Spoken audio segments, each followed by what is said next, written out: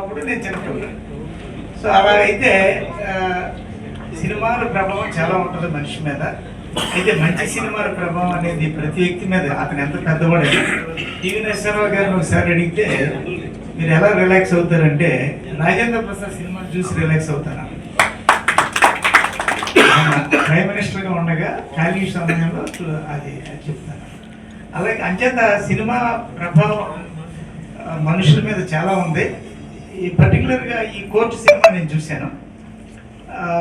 ఆ చట్టం వల్ల తెలియని వయసులో ఇద్దరు చేసినప్పుడు, అది నేరం అనుకున్నప్పుడు అబ్బాయిని శిక్షించే చట్టం అనేది ఇప్పుడు అది దేశవ్యాప్తంగా కూడా చర్చ జరుగుతుంది. అతన్ని ఏమాత్రం మనం క్షమించాలి, శిక్ష తగ్గించాలి అనే కాన్సెప్ట్, అదే దాంతో ఈ కోర్టు సినిమా తీయడం, అది సక్సెస్ అవ్వడం. ఈవేళ కూడా ఏదో చూశాను, పెద్ద సినిమా చిన్న సినిమా కాదు, ఎవరో మాట్లాడారు పేపర్లో, బలగం సినిమా హిట్ అయింది చూశారు, ఈవేళ వచ్చిన సినిమా బాగుండి చూస్తారో లేకపోతే అది ఎంత పెద్ద నిర్మాత లేకపోతే హీరోయిన్ కానీ చూడరు అని ఎవరో ఒక వ్యక్తి అభిప్రాయం చెప్పారు. సుదీర్ఘంగా విశాఖలో సేవలు అందించినటువంటి మన సత్యసాయి శ్రీనివాస్ గారు డిఆర్డీఏ పీడీగా చేయటమే కాకుండా ఆయన ప్రభుత్వంలో ఎంతో మన్ననలు పొంది సర్వీస్లో ఉన్నప్పుడు కూడా ఒక్క బ్లాక్ స్పాట్ కూడా లేకుండా సుమారు 6 సంవత్సరాలు అయింది ఆయన సినిమా అరంగేట్రం చేసి 138 సినిమాలు చేశారనంటే మనందరికీ కూడా చాలా అదృష్టం.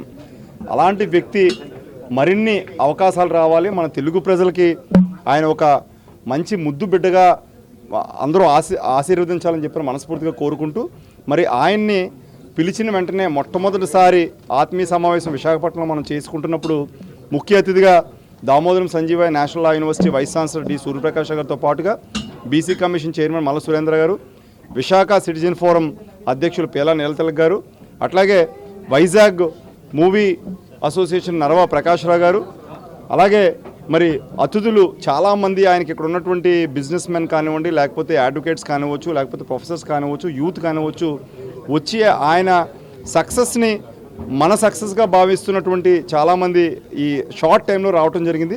మరి ఆయన మరిన్ని సినిమాలు చేయాలని చెప్పి మనస్ఫూర్తిగా కోరుకుంటూ ఆరోగ్యాలు ఇవ్వాలని చెప్పని కోరుకుంటా ఉన్నాను. అండి, నేను విశాఖపట్నానికి వీరాభిమాని, విశాఖపట్నం వాస్తవ్యుడిని. హైదరాబాద్ వెళ్ళి సినిమా రంగంలో ఒక రీజనబుల్ సక్సెస్ వచ్చిన తర్వాత మొట్టమొదటిసారిగా సోదరుడు కిషోర్ పిలిచి చిన్న సత్కారాన్ని ఏర్పాటు చేశారు. అది ఇప్పుడు నాకు కొత్తగా ఇవాళ అర్థమైంది ఏంటంటే, 10,000 మంది వస్తే పెద్ద సత్కారం, 100 మంది వస్తే చిన్న సత్కారం కాదు. అభిమానం ఎంత మెండుగా ఉంటే అంత పెద్ద సత్కారం. ఇవాళ నాకు లక్షలాది మంది వస్తే ఎంత ఫీల్ వస్తుందో అంత అభిమానంతో ఇవాళ నాకు ఈరోజు ఈ సన్మానం చేశారు. సో మరింత బాధ్యతగా మరిన్ని పాత్రలు చేయడం, విశాఖపట్నంలో ఎవరన్నా సోదరులు ఇటువంటి అవకాశాలు కావాల్సి వచ్చినప్పుడు నాకున్న బలాన్ని వాడడం, అంటే బలం దాటి చేయలేము సినిమా ఇండస్ట్రీలో, నాకున్న బలాన్ని వాడడం. అలాగే సినిమాలో మరింత పెద్ద వేషాలు, ఇప్పుడు పెద్ద లీగ్కి దగ్గరగా ఉన్నాను. సో సినిమాలో ఉండే ఎందరో మహానుభావులు, అందరికీ వందనాలు. వాళ్ళందరూ నన్ను ఇక్కడ దాకా తీసుకొచ్చారు. ఇంకా మరిన్ని పెద్ద పాత్రలు ఉన్నాయండి ఇప్పుడు రిలీజ్కి. చాలా సినిమాలు రిలీజ్కి ఉన్నాయి, చాలా సినిమాలు షూటింగ్ అవుతున్నాయి.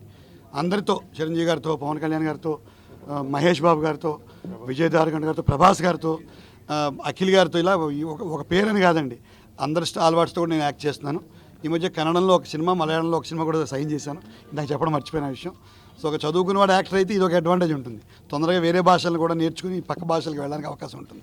సో అక్కడ చదువు అక్కడికి వచ్చింది. సో పరభాషల్లో కూడా ప్రవేశిస్తున్నాను. మరింత విజయాన్ని ఇవ్వాలని ఆ సర్వేశ్వరుణ్ణి, మా శివానందమూర్తి గారిని, విశాఖలో ఉండే అశేష ప్రజానీకాన్ని అందరినీ కూడా నేను మనస్ఫూర్తిగా కోరుకుంటున్నానమ్మా.